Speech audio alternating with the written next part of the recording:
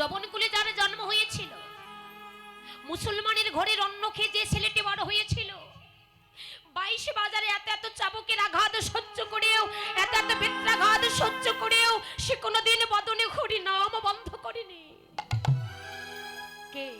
সত্য, ত্রেতা, দ্বাপর তিনটি যুগকে অতিক্রম করে কলিতে ভক্তের দ্বারে অবতরণ করলেন। আর এই কলিতে ভক্তের দ্বারে অবতরণ করে কলিহত কলিজীবের মলিনদশা দর্শন করলেন বাবা। আর কলিজীবের মলিনদশা দর্শন করে এই কলির জীবগণকে উদ্ধার করিবার প্রত্যাশায় যে ধনগুলোকে গোপনে ছিল, সেই ধনটা কি মায়েরা বলতে পারেন? যে ধনগুলোকে গোপনে ছিল সেই ধনটা কি? মধুমাখা হরিনাম, কৃষ্ণ নাম। যে নাম ছাড়া কলিযুগে কলিজীবের আর কোনো উপায় নেই, যে নাম ছাড়া কলিযুগে কলিজীবের আর কোনো গতি নেই। সত্য যুগে ছিল ধ্যান তপস্যা, ত্রেতা যুগে ছিল যাগ যজ্ঞ, দাপর যুগে ছিল সেবা পরায়ণ পূজা অর্চনা। আর এই ঘোর কলিযুগের মানুষ আমরা, তাই না? এই কলিযুগে কলিজীবের একটাই সম্বল, হরের নামই বা কেবলম, হরের নাম, হরের নাম, হরের নামই বা কেবলম। কলো নাস্তেব্য নাস্তেব্য নাস্তেব্য গতির অন্যথা। হে কলিহত জি, তোমরা হাতে করো গৃহকর্ম, মুখে বলো হরি, মানব জনম তোমার যাইবে গতরে। হাতে গৃহকর্ম করো, বদনে সদা সর্বদা হরি নাম করো। কারণ মানুষ হলো অভ্যাসের দাস বাবা। আগে বদনে বলো, আগে বদনে তুমি হরি বলার অভ্যাস করে না। যখন বলার অভ্যাস হয়ে যাবে, তুমি যদি হরি নামকে ছাড়তে চাও, দেখবে হরি নাম আর কোনোদিন তোমায় ছাড়বে না। নামের বড় শক্তি আছে বাবা, নামের বড় গুণ আছে, নামের বড় মহিমা আছে।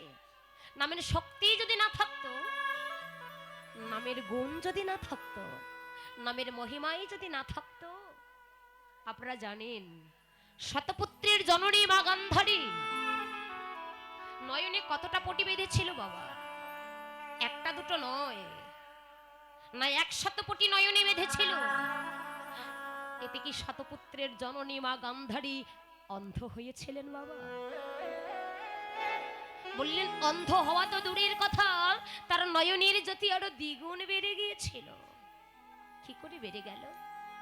আমরা যদি 5টা পটি 2-4 দিনের জন্য বেঁধে রাখি, আমরা অন্ধ হয়ে যাব বাবা।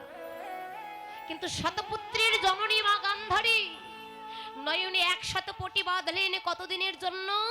না 50 বছরের জন্য নয়নে 100 পটি বাঁধলেন। তবুও গান্ধারী কোনোদিন অন্ধ হলেন না। তার কারণ হলো একটাই বাবা, গান্ধারী যতটা পটি নয়নে বেঁধেছিল, ততটা পটির মধ্যেই একবার করে আমার মধুমাখা কৃষ্ণ নামটি লেখা ছিল গো।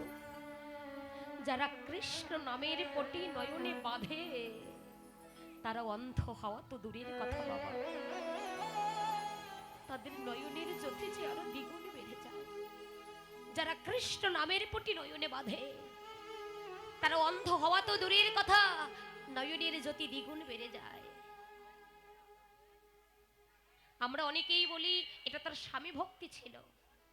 গান্ধারীর স্বামী হলে অন্ধ ধৃতরাষ্ট্র, স্বামী অন্ধ তাই গান্ধারী অন্ধ।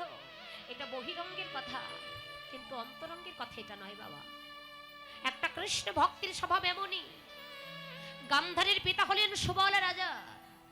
এই সুবল রাজা যেদিন অন্ধ ধৃতরাষ্ট্রের সঙ্গে বিবাহ বন্ধন করেছিলেন, সেদিন গান্ধারী প্রতিজ্ঞাবদ্ধ করেছিল, হ্যাঁ গো, আমার পিতা যেহেতু ওই অভক্তের সঙ্গে বিবাহ বন্ধন করেছে, আমি কথা দিলাম, আমি কথা দিলাম আমি তাকে বিবাহ করব, কিন্তু ওই অভক্ত স্বামীর বদল আমি কোনোদিন দর্শন করব না। আমার পিতা যেহেতু বিবাহ বন্ধন করেছে, আমি কথা দিলাম আমি তাকে বিবাহ করব, কিন্তু ওই অভক্ত স্বামীর বদন আমি দর্শন করব না। তাই আমি আমার নয়নে একটা দুটো নয়, না 50 বছরের জন্য নয়নে 100 বটি বেঁধে রাখলাম। ওই অভক্ত স্বামীর বদন আমি কোনোদিন দর্শন করব না। স্বামী যদি বোবা হয়, এই জন্য কি সেই মাও বোবা হবে?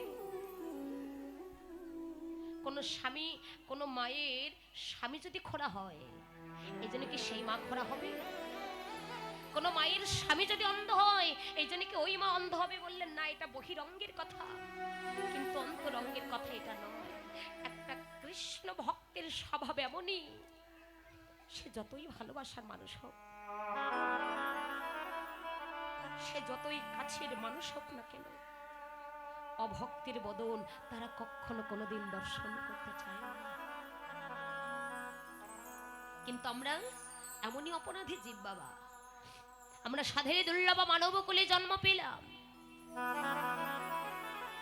হরি বলার মতো বদন পেলাম, কৃষ্ণ বলার মতো বদন পেলাম, গৌর গোবিন্দ সেবার জন্য যে দেহখানা একমাত্র উপযুক্ত দেহ, সেই দেহ লাভ করে, সেই জন্ম আমরা লাভ করে ভুল করেও কেউ কোনোদিন কৃষ্ণ বলে দুফোঁটা নয়নের বাড়ি আমরা ঝরাতে পারলাম না। কত জন্মের অপরাধী আমরা। কৃষ্ণ ভজিবারে তরে এই সংসারে আইল, মিছে মায়ায় বদ্ধ হইয়া বৃক্ষ সম হয়ে গেল। বাবা, কৃষ্ণ ভজন করবার জন্য তো জগতে এলাম, তাই না? কিন্তু সেই ভজনটা আমাদের হলো না কেন? কত জন্মের অপরাধী আমরা, যাকে কথা দিয়ে এলাম, প্রভু তুমি একবার কৃপা করে আমায় ধরাই নিয়ে চলো প্রভু, ধরাই গিয়ে তোমার নাম করব, তোমার গুণ কীর্তন করব, তোমার ভজন করব, তোমার সাধন করব প্রভু। কিন্তু মাতৃ জঠর থেকে জন্ম নেবার পর ধীরে ধীরে যতই দিন বেড়ে যাচ্ছে, ততই আমরা অহংকারে জর্জরিত হয়ে যাচ্ছে। তার কথা মনে পড়ে না। কেন মনে পড়ে না? ভগবান বললেন, জগতের কোন ভাগ্যবান, কোন ভাগ্যবতী যদি আমার আমিত্ব মান অভিমান সবই কিছু ভুলে গিয়ে দেখো মন প্রাণ জীবন যৌবন আমার চরণে আত্মনিবেদন করে দি, একবার যদি হগুর হা কৃষ্ণ প্রাণ কৃষ্ণ বলে যদি কেহ দুফোঁটা নয়নের বাড়ি ছড়াতে পারে, আমি ভগবান সেই ভক্তের কাছে কেনা হয়ে যায়। একেবারে যদি কে কৃষ্ণ বলে গৌরী বলে যদি কেহ দুফোঁটা নয়নের বাড়ি ছড়াতে পারে, আমি ভগবান সেই ভক্তের কাছে কেনা হয়ে যায়। মানে আমি ভগবান সেই ভক্তের কাছে বিক্রি হয়ে যায়। আবার বলেন, আমি ওই ভক্তের কে না হই। ওগো আমি তার মাতা, আমি তার পিতা, আমি তার ভাই, আমি তার বন্ধু, আমি তার বান্ধব। যারা একবার হরি বলে গৌর বলে, যারা একবার কৃষ্ণ বলে দুফোঁটা নয়নের বাড়ি ছড়াতে পারে, ভগবান বললেন আমি সেই ভক্তের কাছে কেনা হয়ে যাই, মানে বিক্রি হয়ে যায়। আবার বলেন, আমি ওই ভক্তের কে না হই। আমি তার মাতা, আমি তার পিতা,